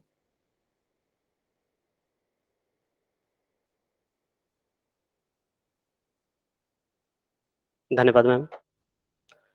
आदरणीय अध्यक्षा महोदय और यहाँ पर उपस्थित, डायस पे उपस्थित विद्वज्जन एवं सभी शोधार्थियों को मैं नमस्कार करता हूँ। मेरा विषय है धारणीय विकास और पर्यावरण संरक्षण के जनजातीय आयाम। ये विषय धारणीय विकास, सस्टेनेबल डेवलपमेंट की बात जो की जा रही है, जो वर्तमान दौर में आज हम देख रहे हैं, धारणीय विकास की अवधारणा के लिए सरकारी प्रयास बहुत सारे किए जा रहे हैं, और उन प्रयासों के लिए एक जन समुदाय की जो अवेयरनेस प्रोग्राम चलाए जा रहे हैं, लेकिन वह काफी नहीं हो रहा है। हर साल पर्यावरण पे चर्चाएं होती हैं और उसके लिए कार्यक्रम भी चलाए जाते हैं, सरकार के द्वारा योजनाएं भी चलाई जाती हैं, लेकिन जो मूल रूप से हम देखते हैं कि उसके लिए हर साल हर संभव प्रयास किए जाते हैं। लेकिन जो मेरा विषय है कि धारणीय विकास और पर्यावरण संरक्षण के जनजातीय आयाम, मैं यहाँ पर प्रस्तुत करना चाहता हूँ कि जनजातीय समाज जो अपने अंतस में, मूल में उन परंपराओं को, प्राकृतिक परंपराओं को और उनके देवत्व को समाहित किए हुए हैं और वो पूजा के माध्यम से और देवत्व के आरोपण के माध्यम से अपनी बातों को कहता है, हर समय अपनी परंपराओं में शामिल किए रहते हैं। तो इसी बात को मैं इस समय चर्चा करने आया हूँ। तो यहाँ पर मैं चर्चा करना चाहता हूँ कि जिसके लिए अक्सर हम देखते हैं धारणीय अवधारणा के लिए जन सहभागिता होना आवश्यक है, लेकिन जनजातीय समुदाय अपने जीवन में संस्कारों में उसको समाहित किए रहता है। तो यहाँ पर सर्वप्रथम मैं चर्चा कर रहा हूँ, एक थारू जनजाति है, ये उत्तराखंड, उत्तर प्रदेश, बिहार और पूर्वी बिहार के क्षेत्र में ये जनजाति निवास कर रही है और उस पे मेरा विस्तृत सर्वेक्षण कार्य है। ICHR से मुझे एक शोध रिसर्च प्रोजेक्ट भी प्राप्त है, उसमें मैंने कार्य किया है। तो इस पे एक जानकारी प्राप्त हुई मूल रूप से उन्हीं के शब्दों में। तो हम देखते हैं कि जैसे कि उनपे एक है प्रकृति की एक पूजा होती है थारू समाज में, जारक पूजा। और जारक पूजा पृथ्वी की उर्वरा शक्ति जो है वो समाप्त ना हो उसके लिए पूजा की जाती है देवत्व का आरोपण। और उस पूजा के माध्यम से ये बताना चाहते हैं कि उस पे रासायनिक प्रयोग और बाहरी जितने भी रासायनिक खादें हैं उसका प्रयोग नहीं होना चाहिए। जो हम जैविक खादें हैं उसका ही प्रयोग किया जाना चाहिए, नहीं तो इस प्राकृतिक पृथ्वी का प्रकोप हमें देखना पड़ेगा। ये उनकी परंपराओं में शामिल है। तो इसकी वास्तविकता से हमें परिचित होना पड़ेगा कि क्यों कह रहे हैं। और जैसा कि इस पे एक और चीज कही जाती है कि हम देखते हैं जारक पूजा में जो फसल चक्र भी अपनाया जाता है। ये अपने देवत्व में जो इनके गुरु होते हैं, जिन्हें एक वर्ड यूज किया जाता है भरारे, तो उनके माध्यम से ये कार्यक्रम को संचालित करते हैं और इस तरह की प्रक्रिया होती है। दूसरी तरह की यही थारू जनजाति में हम देखते हैं एक वरना पूजा है। वरना पूजा के बारे में ये भी कहना चाहूंगा, जब कोरोना काल चल रहा था तो माननीय मोदी जी ने नरेंद्र मोदी जी ने भी इसके बारे में चर्चा की थी। 2.5 दिन का एक प्रकार से ये वरना पूजा में किसी प्रकार का कार्य नहीं करते, घर के अंदर रहते हैं। तो ये पूजा विशेषकर पर्यावरण में जो हरी घासें हैं उसको नहीं काटा जाता है, हरी घास को छुआ भी नहीं जाता है। तो ये एक प्रकार से ऐसी प्रक्रिया होती है, एक संदेश देते हैं कि पर्यावरण का हमें संरक्षण करना है। 2.5 दिन तक हम कुछ इस तरह के कार्य नहीं करेंगे जिससे प्रकृति को नुकसान हो। एक प्रकार से मैसेज है, संदेश होता है। तो ये वरना पूजा की जाती है। थारू समुदाय में वन सप्ती माई एक वनस्पति पूजा है, जो विशेषकर एक जनजाति में देखता हूँ, वन सप्ती पूजा या वन सप्ती माई की पूजा। तो ये जंगल से कोई भी उपज लेने जाते हैं, चाहे वो लकड़ी हो या किसी प्रकार के, और लौटते समय जैसे ही जंगल के अंदर जाएंगे तो वो उपज के लिए प्रार्थना करते हैं और जब वापस आते हैं तो कुछ उसका अंश उसको अर्पित करते हैं। और ये एक प्रकार से प्रकृति के लिए कि हम आपसे उतना ही ले रहे हैं और देने की भी कोशिश करेंगे और ज्यादा नहीं लेते हैं, वो ये उस तरह से प्रार्थना करते हैं। तो इस तरह की इनकी परंपराओं में शामिल है। वैसे तो थारू समाज में बहुत सारी परंपराएं शामिल हैं, लेकिन समय का अभाव है तो मैं संक्षेप में ही बताऊंगा। अगर अनुमति मिलेगी तो और भी चर्चा कर सकते हैं। तो इसके साथ साथ ही जैसे कि अन्य समाज में तुलसी, पीपल, बेल, आम या अन्य वृक्ष की पूजा होती है, लेकिन थारू समाज में इस तरह के वृक्षों की पूजा के लिए देवों का और साथ ही साथ जो भूत प्रेत आत्मा है इसकी पूजा का भी परंपरा की जाती है। ये आरोपण लगाया जाता है, इनका कहा जाता है। तो एक प्रकार से ये वृक्षों को बचाने के लिए तुलसी का वृक्ष और पीपल का वृक्ष, पीपल वृक्ष को तो प्रोटेक्ट किया जाता है अलग से ही। और इसके साथ साथ ही हम देखते हैं नीम के वृक्ष में इस पे आरोपण किया जाता है कि इसमें दैवी प्रकोप या भूत प्रेत आत्माएं निवास करती हैं। ये इनके अनुसार कोई बचाने का उपाय है। तो इस तरह से हम इनके अनुसार देखते हैं। साथ ही साथ थारू समाज में ऐसे भी संस्कार किए जाते हैं जो जड़ी बूटी, जो उनके गुरु हैं, दूध में या मिल्क में या किसी भी पानी में वो कुछ जड़ी बूटी डाल देते हैं और उससे छिड़काव किया जाता है खेतों में, जिससे कि खेती सुरक्षित रहे। साथ ही साथ इनके धान्य कोठार जो घर पर हैं, जो अनाज रखने के उपकरण हैं, उस पे भी सांप की, सर्प की आकृति बनी हुई थी। तो मैंने पूछा कि ये आकृति क्यों बनाया है, तो ये कह रहे हैं कि एक प्रकार से सर्प पूजा के संबंध में है और सर्प हमारे लिए कितना आवश्यक है और सांप से। तो वो एक प्रकार से जो धारणी विकास की अवधारणा के ऊपर से देखते हैं, फसल चक्र देखते हैं या अन्य चीजों को देखते हैं, तो उसको देखना इनका उपाय है। इसके साथ ही हम अन्य जनजाति में भी देखेंगे, जैसे कि इसी समय अभी हम चर्चा कर रहे थे, इससे पहले ही चर्चा कर रहे थे, एक यहाँ पर झारखंड प्रांत में जो सरुल वृक्ष, साल वृक्ष की पूजा है। तो साल वृक्ष की पूजा का भी उद्देश्य ये है कि हम उन वृक्षों को प्रोटेक्ट करें, जो सरुल वृक्ष, और उसे धूमधाम से मनाया जाता है। तो एक प्रकार से वृक्ष को बचाने के लिए भी ये पूजा का बारे में चर्चा मिलती है। अरुणाचल प्रदेश के क्षेत्र में एक जनजाति है जो जेमल्लु नामक देवता की पूजा करते हैं। तो इस देवता का भी पृथ्वी जल के देवता के स्वरूप में पूजा की जाती है। और इसी साथ मध्य प्रदेश के बैतूल हरदा जिले में गोंड जाति और कोरकू जनजाति में हरि ज्योति नामक एक पर्व मनाया जाता है। इस पर्व में एक विशेष परंपरा होती है जिसमें कोई भी नव आगंतुक मतलब एक बच्चे का जन्म होता है तो उसके नाम से एक वृक्ष लगाया जाता है। और ये इस प्रकार से कहा जाता है, इसका संदेश यह होता है कि अगर पूर्वजों ने कोई हमें वृक्ष से कुछ फल मिल रहा है, कुछ भी मिल रहा है, तो आने वाली पीढ़ी के लिए भी हम वृक्ष लगाकर उस प्रकार से चीजें दें। तो ये एक प्रकार से जो प्रयास हम देख रहे हैं, जो सरकारी तंत्र और सरकार के द्वारा और विश्व में अन्य क्षेत्रों के द्वारा प्रयास किए जा रहे हैं, लेकिन ये जनजातीय समुदाय में हम देखते हैं इनकी संस्कृति में और इनके जीवन में, इनके अंतस में पहले से बने हुए हैं। और इसके लिए जो सरकारी जन सहभागिता की बात की जाती है और ये जन सहभागिता ये स्वयं में उसको आगे बढ़ाते हैं। तो जहां तक ये चर्चा हो रही है, होलिस्टिक अप्रोच की बात की जा रही है जिसमें हम अलग अलग दृष्टिकोण देख रहे हैं, तो उस पर मेरा एक प्रयास था कि पर्यावरणीय दृष्टिकोण में हम धारणीय विकास की अवधारणा को देखें और उस पर समझने की कोशिश करें। और ये प्रयास जनजातीय समुदाय में जो चल रहे हैं वो मुख्य धारा के जो समाज में उस पर भी देखने की कोशिश की जाए। और एक अक्सर ये क्वेश्चन मेरे विचार में या मानसिक पटल पे आता है कि अक्सर हम कहते हैं मुख्य धारा का समाज बहुत आगे बढ़ चुका है, हमें इसे लाने का प्रयास किया जाना चाहिए जनजातीय समुदाय को। लेकिन कहीं ना कहीं देखते हैं हम जनजातीय समुदाय वो मुख्य धारा के समाज से आगे है। वो मेरा विचार आता है, ये क्वेश्चन बनता है। वो इस प्रकार से वो जो बचाने के प्रयास हम अब कर रहे हैं मुख्य धारा के समाज, लेकिन वो बचाने का प्रयास अपने जीवन में, जीवन के संस्कारों में, धर्म संस्कृति में और आज भी निर्भर कर रहे हैं। लेकिन अक्सर ये क्वेश्चन बनता है और यहाँ पर उपस्थित सभी विद्वज्जनों से अगर मैं गुजारिश करूंगा कि अगर इसके कुछ विचार आप दें तो अच्छा लगेगा। अभी तक तो मैंने सुनते आया है, अच्छा लगता है, तो आपसे भी पूछना चाहूंगा क्या मुख्य धारा के समाज हम उनको कहें या आज के समाज को कहा जाए? धन्यवाद।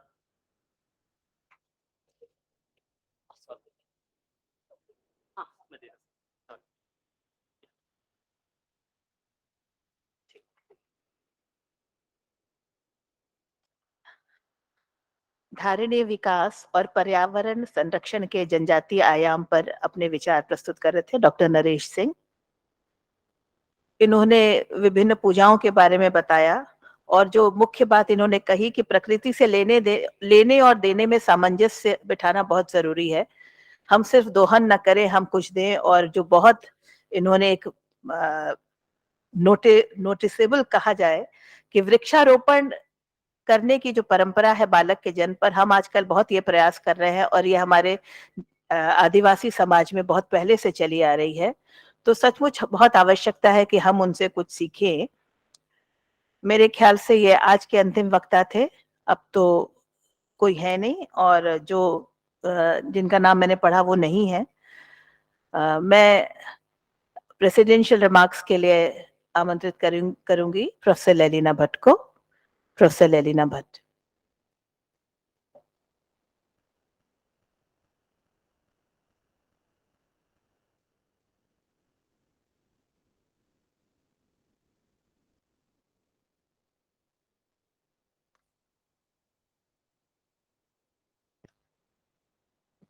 धन्यवाद प्रोफेसर ऋचा कुमार।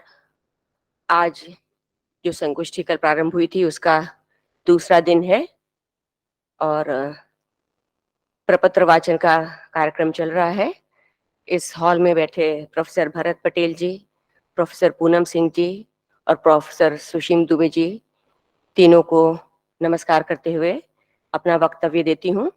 आप सभी अपने क्षेत्र के विद्वान हैं और जो जिस विषय पर चर्चा चल रही है उसमें आपका अपना अध्ययन है, तो हम आपसे क्षमा चाहेंगे क्योंकि ये मेरा क्षेत्र नहीं है, मेरे अध्ययन का क्षेत्र नहीं है और आधिकारिक रूप से कुछ भी बोलने के लिए निज का कुछ अनुभव होना चाहिए या व्यवस्थित अध्ययन, जिसको हम कहें अगर सिलेबस के रूप में हमने कुछ पढ़ा है, गुरु से पढ़ा है, तो एक ढंग से आधिकारिक हो जाता है। तो जनजातीय समाज के बारे में विशेष रूप से हमारा कोई अध्ययन नहीं है। कल कुछ सुना, आज सुना थोड़ा और ये प्रपत्र देखा। केवल टीवी पर या मंच से जो हम कार्यक्रम कभी देख लेते हैं, ट्राइबल डांस वगैरह देखा हम लोगों ने, ज्यादा जो हम लोग देखते हैं 26 जनवरी की परेड में कुछ झांकियां देख लेते हैं अलग अलग प्रांतों की, तो उसमें कुछ उस प्रांत की विशेषता, कुछ डांस मूव्स हम लोग देखते हैं, लेकिन पूरा परिचय उसका हमारा नहीं होता है वहां पे। और जब तक स्वयं उसकी कोशिश न की हो तब उस मूव्स के बारे में भी बहुत हम लोग नहीं कह सकते हैं। जैसा कि कल भी हमने बात कही थी, कल शाम को सांस्कृतिक कार्यक्रम था और सांस्कृतिक कार्यक्रम में हम लोगों ने फिर सोचा था कि अगर जनजातीय समाज के ऊपर उनके समग्र जो संस्कृति है उसके बारे में जब चर्चा हो रही तो थोड़ी कोशिश करें कि वहाँ के नृत्य हम पेश कर सकें, और हमारी छात्राओं ने उसको प्रस्तुत किया और खुशी है कि जितने लोग उपस्थित थे सबने उसको एंजॉय भी किया। तो जो भी 7-8 दिन हमारे सामने वो प्रैक्टिस हुई है उसको हमने देखा है कि इतना सहज नहीं है, जिसको हम लोग बहुत आसान समझ लेते हैं मूवमेंट्स को, जिन लोगों ने उसको सीखा नहीं, क्योंकि उस समाज में तो वो साथ में रहते रहते सीख लेते हैं, कोई अलग से उसकी क्लासेस नहीं होती हैं। जैसा हम लोग क्लासिकल डांस सीखते हैं तो उसकी प्रॉपर ट्रेनिंग का एक पैटर्न बना हुआ है, उसमें क्रमशः विकास होता है। और क्लासिकल डांस में जो है, चाहे शास्त्रीय गायन हो, नृत्य हो, वाद्य हो, जो भी हो, उसमें शिक्षण क्रम के साथ आपकी एक व्यक्तिगत नैपुण्य होता है, जिसमें एक कलाकार से दूसरा कलाकार अलग साफ दिखाई देता है, चाहे चित्रकला हो। जनजातीय समाज में जो हम बात करें, कुछ के बारे में चर्चा हम लोगों ने आज सुनी है, और हमारा देश बहुत बड़ा है, इतने प्रांत हैं और हर प्रांत में इतनी वैरायटी है फोक डांसेस की, फोक म्यूजिक की, और ट्राइबल कल्चर की भी बात करें तो उसी तरह का है। तो कितना भी हम पढ़ लें या किसी क्षेत्र में जाके अध्ययन कर लें, तो ये दंभ कोई भर ही नहीं सकता कि हम सारे के बारे में जानते हैं। 2-4 के बारे में हम जानकारी ले पाएंगे, उसके आगे बहुत कुछ है। तो हम लोग का जो वक्तव्य है अपना बहुत ही लिमिटेड है। काम 3 दिन में जरूर कुछ कई पक्षों पर चर्चा होगी, लेकिन हमारे जो अपना विषय है नृत्य, उसके बारे में आज 4-5 पेपर हमने सुने हैं। कुछ हम उसके पहले अपना ही बोलना चाह रहे हैं जो हम महसूस कर रहे हैं 2-3 दिन से। तो एक तो वैयक्तिक योग्यता की बात हो गई, जो रचनाशीलता है हमारे शास्त्रीय नृत्यों में, और ग्रामीण अंचल में और जनजातीय कलाओं में जो है सामूहिकता का भाव प्रबल है। सभी समुदायों में ये अभिव्यक्ति का माध्यम जो है नृत्य और संगीत बनता है और चित्रकला बनती है। स्वयं पैर थिरकते हैं, लय है। लोक नृत्यों में और जनजातीय नृत्यों में जो हम देखते हैं, लय सर्वाधिक आकृष्ट करती है, सबको समेटती है साथ में, और बिना किसी दूसरे माध्यम के, बाहरी माध्यम यानी वाद्य न भी हो तो हमारे पास हाथ है और दोनों हथेलियों से ताली बजा करके उस लय के साथ हम मिल जाते हैं। लय तेज है, लय धीमी है। कल भी कार्यक्रम में सब लोग एंजॉय जो कर रहे थे उसके साथ ताल दे रहे, ताल मने विशेष रूप से अपने मात्रा, संख्या और विभाग के हिसाब से नहीं, लेकिन लय के साथ वो ताली बजा रहे थे, तो उससे उनका इन्वॉल्वमेंट भी उसके साथ हो जाता है, जबकि वो प्रत्यक्ष रूप से कर नहीं रहे हैं, उसको प्रस्तुत नहीं कर रहे हैं, लेकिन वो इन्वॉल्वमेंट हो जा रहा है उस ताली के माध्यम से, क्योंकि वो लय उनको खींच रही है। तो सामूहिकता का भाव प्रबल है हमारे जनजातीय कल्चर में या लोक कलाओं में, जिसमें देखें, और बहुत वृहद समुदाय है जो इसमें एक साथ जुड़ जाता है। ट्रेनिंग न हो अलग से, लेकिन कुछ कुशलता तो वहां भी जरूरत होती है, और उत्सव को मनाने की सहभागिता यहाँ ज्यादा होती है।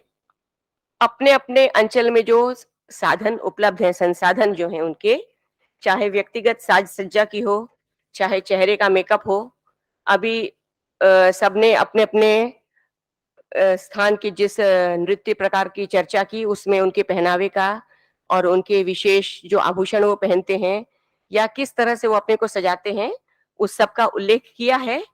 तो वो वही है कि जो अपने आंचलिक संसाधन होते हैं उसी का वो प्रयोग करते हैं, और या जो प्रॉप्स वो उपयोग करते हैं, किसी ने अभी धनुष बाण का उल्लेख किया, कल हम लोग ने देखा कि छड़ी या लाठी जो हम उसको बोल लें वो है, या असमीज डांस में हमने झापी का प्रयोग देखा है, सूप है।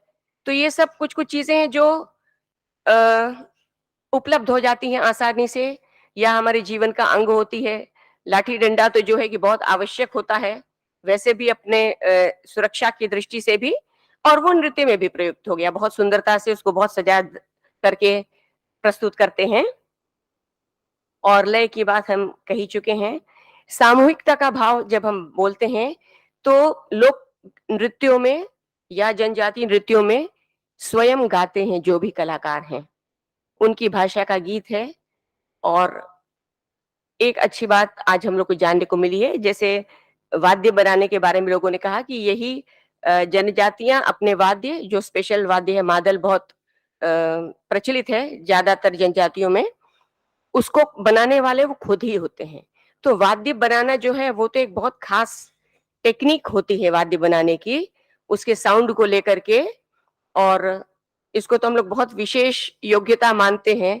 वाद्य वादन करना अलग चीज है और वाद्य का निर्माण करना अलग चीज है। तो अगर वाद्य के निर्माण में भी इन जनजातियों का बहुत योगदान है, इसको मानना पड़ेगा हम लोग को। बांसुरी जैसा वाद्य है, क्योंकि वो प्रकृति से ही मिला है हमको, तो ज्यादातर लोक नृत्यों में और जनजातियों में वाद्य के रूप में बांसुरी मिल जाती है। किसी ने फ्रेटलेस इंस्ट्रूमेंट की भी बात की, तो फ्रेटलेस इंस्ट्रूमेंट और फ्रेट के साथ, जो कि बाद की बात है हमारे यहाँ, जो संगीत शास्त्र जानते हैं वो जानते हैं कि जो स्वर वाद्य हैं हमारे, सितार है, सारंगी है, उस तरह से जैसे सितार है वो फ्रेट वाला है, जिसको हम लोग हिंदी में पर्दे कहते हैं, सारंगी फ्रेटलेस है। तो फ्रेटलेस इंस्ट्रूमेंट बजाना वैसे भी मुश्किल होता है। तो ये सारी योग्यता अपने किसी न किसी फॉर्म में उस जनजातीय समाज में अंतर्निहित है। अब आज के पेपर के बारे में हम बस चर्चा कर लें। जुगनू परवीन जी ने सदानी लोक नृत्य के बारे में बात की है, और इन्होंने वही बताया कि वाद्य बनाने में कितने कितने क्रम से चलते हैं उसके बनाने के लिए। तो उसमें कुम्हार का, मोची का, रंगरेज का और गोड़ाई, अगर शायद हम सही सुन सके हैं तो वो इतने लोगों का योगदान होता है उसमें। और सभी ने बताया है नृत्य जो है लाइन में पंक्तिबद्ध भी होता है, वृत्ताकार ज्यादा होता है, तालियों का उपयोग होता है, उसमें अलग अलग फॉर्मेशंस भी बनते हैं। और अधिरतिया प्रत्येक ने अब बहुत सारे नृत्य प्रकारों का उल्लेख किया है, और वो सारे नृत्य प्रकारों का उल्लेख हम यहाँ नहीं कर पाएंगे। और शुरू में ही हम बोल चुके हैं कि हम लोग ये कह ही नहीं सकते कि सारी चीजें हम जानते हैं।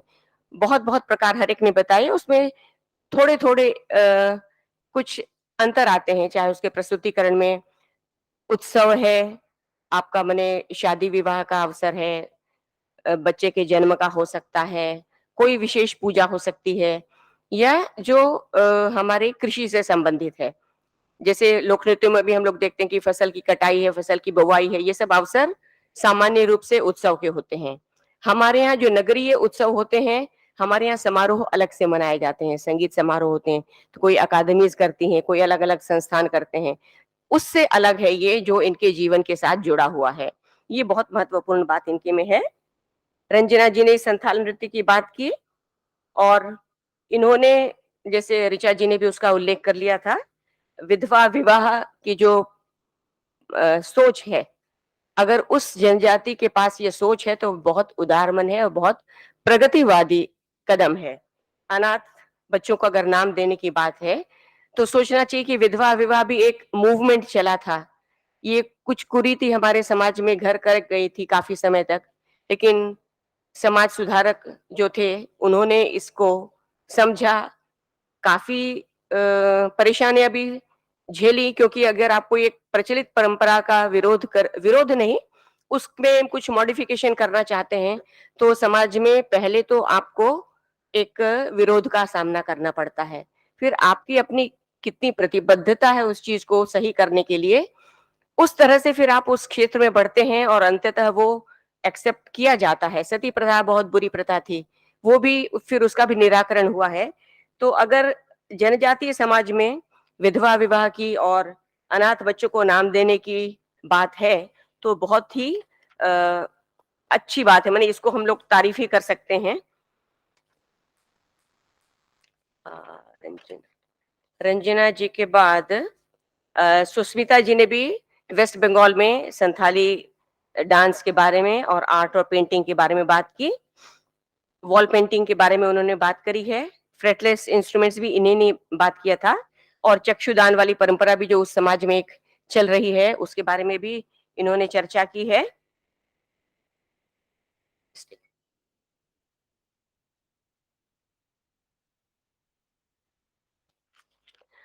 तो हम कुछ तो चीज हम नोट कर रहे हैं कि जो चित्रकला वाली चीजें हैं या जो भी इसका प्रमोशन हो रहा है, आज सामने आ रही हैं चीजें। कल से लेकर आज तक हमने खुद भी और हमारे साथियों को भी हम देख रहे हैं कि ये जनजातीय कला उनकी साड़ियों में दिख रही है, वो चित्रकारी में, वो उसको पहन के हम लोग आ भी रहे हैं। एक जो माहौल बन जाता है उस तरह से ज्यादातर साड़ियों में बहुत प्रचलन हो गया है, और एक नया नया लुक भी मिलता है लोगों को अपने पहनावे में। तो वो तो प्रचलन आ ही रहा है, जो वहां की कला है बिल्कुल सामने आ रही है बाहर, और उसको सब लोग पसंद कर रहे हैं। जामिनी रॉय जी का भी उल्लेख किया था सुष्मिता जी ने। खिलेश्वरी पटेल जी ने छत्तीसगढ़ उरांव जनजाति के सरहुल नृत्य की चर्चा की है, जो बंगाल, बिहार, उत्तर प्रदेश, रायगढ़, सरगुजा इन सब क्षेत्रों में प्रचलित है। और जो उन्होंने इनके नामकरण के बारे में जो छोटी सी कथा सुनाई थी कि रात भर में उन्होंने जंगल में जो उनको रहने को भूमि दी थी उसको कृषि योग्य बना लिया। तो सबसे बड़ी बात यह है कि स्वभाव से ये परिश्रमी है, ये जनजाति जो है स्वभाव से परिश्रमी है, और कृषि इनका मुख्य क्या क्या प्रोफेशन है, जिसको बोलिए जीवन यापन का साधन है। पशुपालन है, मछली पकड़ना है। तो ये सारी चीजें जो है प्रकृति के साथ ही जुड़ी हुई चीजें हैं, क्योंकि मछली पालन उसी का अंश है, पशुपालन भी वही है। बाहर से कुछ ला करके नहीं किया जा रहा है, जो हमारे पास है प्रकृति से आसपास उसी के साथ लेना हो रहा है हमारा। और ये जो पर्व है सरहुल पर्व, इनका साल वृक्ष से संबंधित है, और साल वृक्ष क्योंकि इनके लिए बहुत ही उपयोगी साबित हुआ इनके जीवन को बचाने में, इसलिए उसके साथ इनका जुड़ाव बहुत है, और स्त्री पुरुष दोनों करते हैं। ये सभी जनजातियों के नृत्यों में हम लोगों ने देखा है। कोई कोई नृत्य हैं जो केवल स्त्रियां करती हैं, कोई केवल पुरुष करते हैं, और किसी में दोनों सम्मिलित रहते हैं। और सामान्य रूप से कमर में हाथ डाल करके या हाथ पकड़ के नृत्य करते हैं। और सरहुल के बारे में इन्होंने खिलेश्वरी जी ने बताया कि हाथों को पक्षी के पंखों के समान मूवमेंट करके करते हैं। तो यहाँ पर भी ये प्रकृति का ही एक ढंग से कॉपी कर रहे हैं, उसको इमिटेशन उन्हीं मूवमेंट्स का है, प्रकृति से बाहर कहीं नहीं जा रहे हैं ये लोग। और हमारा आखिरी जो पेपर था नरेश सिंह जी का, धारणीय विकास और पर्यावरण संरक्षण में जनजातीय आयामों का, उसमें भी उन्होंने प्रकृति की पूजा और वृक्षों के प्रति या जो भी प्राकृतिक साधन है हमारे, उन पर देवत्व का आरोप करके एक तरह से धन्यवाद ज्ञापन होता है, कृतज्ञता ज्ञापन है प्रकृति के प्रति, जो हमको वहां से मिल रहा है हमारे जीवन यापन के लिए। और थारू जनजाति के संदर्भ में आपने सारी बातें की, जो उत्तराखंड और पूर्वी बिहार के एरिया में है। और इन्होंने तो काफी चीजें बोली हैं, उतना जल्दी हम लोग शायद नोट नहीं कर पाते हैं, क्योंकि हमने पहले ही बोला हमारा विषय नहीं है, तो उतनी चीजें हमारे उसमें नहीं रहती हैं तुरंत तुरंत। पृथ्वी की उर्वरा शक्ति न समाप्त हो जाए इसलिए पूजा होती है। और जो उन्होंने बताया कि वरना पूजा जो है 2.5 दिन तक हरी घास नहीं काटेंगे, तो उसका संरक्षण है, जो हरियाली है वो और उगे, माने उगने के साथ हम उसको काट ना लें, वो व्यवस्थित रूप से विकास हो उसका, ये भावना उसके पीछे है। वन शक्ति पूजा की भी आपने चर्चा की, और जो दूसरा है तुलसी और पीपल, इनको प्रोटेक्ट करते हैं। और वैसे भी हम लोग जानते हैं कि आयुर्वेद के हिसाब से भी ये जो तुलसी और पीपल के वृक्ष हैं, ये हमारे लिए बहुत उपयोगी हैं जीवन के लिए। तो विशेष रूप से हमारा ये संगीत और नृत्य का सत्र था, और उसके साथ में क्योंकि जनजातीय समाज पूरा प्रकृति के साथ जुड़ा हुआ है, और हो सकता है ये वाला विषय दूसरे सेशन में भी कहीं जा रहा हो, लेकिन आपका सेशन हमारे सेशन में हो गया पर्यावरण से संबंधित, तो हम समझते हैं कि समग्रता कुछ आ गई है संगीत, नृत्य और इसके साथ। तो मैं इन्हीं शब्दों के साथ अपने वक्तव्य को समाप्त करती हूँ, और सभी के प्रति बहुत बहुत धन्यवाद देती हूँ कि बहुत विस्तार से सबने अपनी बातों को रखा। धन्यवाद। धन्यवाद लेलिना जी। शायद सेमिनार का मैंडेट होता है जब तक आपको ये याद न दिलाया जाए कि समय ज्यादा हो रहा है तो काफी समय से हम लोगों ने प्रयास किया, हम चले भी, आपके लिए नहीं था ये किसी और के लिए था, तो प्रयास तो हमने किया, परंतु सेमिनार जब तक सेशन लेट ना हो तब तक उसकी संपूर्णता नहीं होती। मैं आभार करती हूँ प्रोफेसर लेलिना भट्ट का, अध्यक्ष पद को उन्होंने सुशोभित किया, अपने विचार यहाँ रखे। सभी वक्ताओं का हृदय से धन्यवाद। बहुत सुंदर प्रस्तुति उन्होंने अपने पेपर्स की दी। विशेष रूप से मैं धन्यवाद करना चाहूंगी प्रोफेसर भरत पटेल जी का, प्रोफेसर पूनम सिंह जी का और प्रोफेसर सुशीम दुबे जी, जिन्होंने अपनी उपस्थिति से इस सत्र को समृद्ध किया।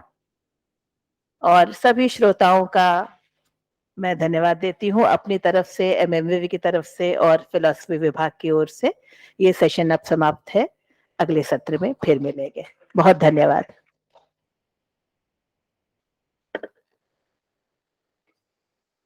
Thank you Lelina madam, thank you Richa madam. अभी जो सेशन एक 12 बजे से कॉन्फ्रेंस हॉल में था वो हम लोग का थोड़ा डिले हो गया है, तो लंच अभी होने जा रहा है। लंच के 15 मिनट के बाद अभी से हम लोग फिर से यहाँ पे उस सेशन को कंटिन्यू करेंगे जो अभी 12 बजे से कॉन्फ्रेंस हॉल में सेशन था। तो सभी लोग लंच के लिए आमंत्रित हैं, और उसके बाद 15 मिनट के बाद फिर हम लोग यहाँ पे एकत्रित हो रहे हैं।